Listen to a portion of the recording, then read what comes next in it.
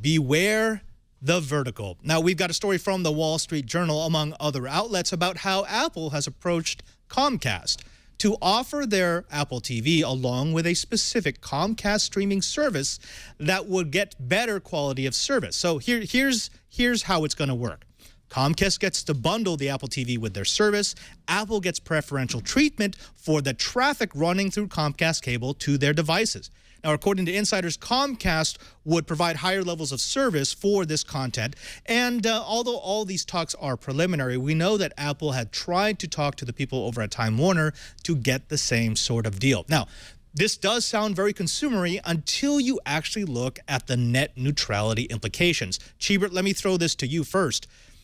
Is the future of a net neutral, less internet what we're seeing here, where individual vendors and individual manufacturers are going to go to the owners of the pipes and say, I'm going to pay you to give me a competitive advantage over my competitors?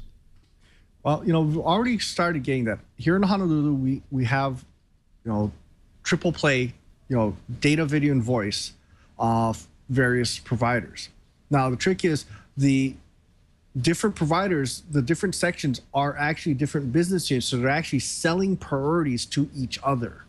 So we've already started to get prioritization in VLANs, especially for VoIP services, but we're also starting to get some prioritization of consumer versus business. So getting directly to the point is we're already starting to see this, and yes, net neutrality means, everybody's got to play on an even field, but I don't think this is going to be what's going to happen. I think, yes, he who votes with his dollars is going to get priority, and Comcast has a heck of a lot of dollars. Personally, I think we're going to start seeing a widespread adoption of MPLS so that, for instance, if Netflix wants to provide priority to their data, but pass it through to another, say, Time Warner, it might be passed using a technology like MPLS, because you don't have to have it all the way through. You can just pass the labels, and in between, if you don't have MPLS support, it just kind of does best effort.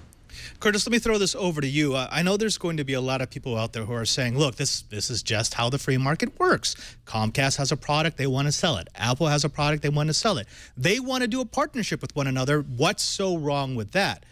But here's the thing, and this is where I want to get your input.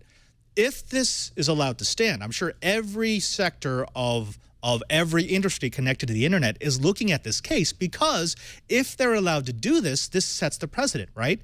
You can now shake down anyone who wants to run any bits over your pipes. In other words, if I make a deal with Time Warner and X makes a deal with Verizon and Y makes a deal with Comcast, now we have different devices that work better on a specific network, and we've got this vertical that is shutting out any sort of innovative competition.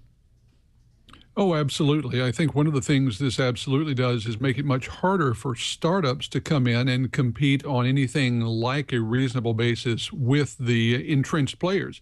And it's not just the streaming companies. Now, we talk about the Netflix, the Apples, the Googles, those who are providing content in a streaming fashion, but think about how this could go in other directions. What if all of a sudden Walmart decided that it wanted to be a bigger player in online sales? It could try to get preferential treatment compared to what Amazon was getting for its various offerings.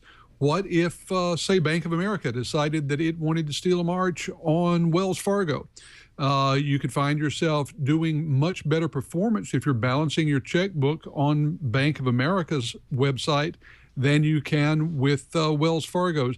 There are all kinds of implications for something like this, and I think it launches us on a slippery slope. The question is whether the FCC is going to be able to come in with net neutrality regulations that will survive a court challenge, and whether doing that will replace some of these deals that are going down now. A lot of uncertainty coming up. A lot of CIOs have big headaches on their hands.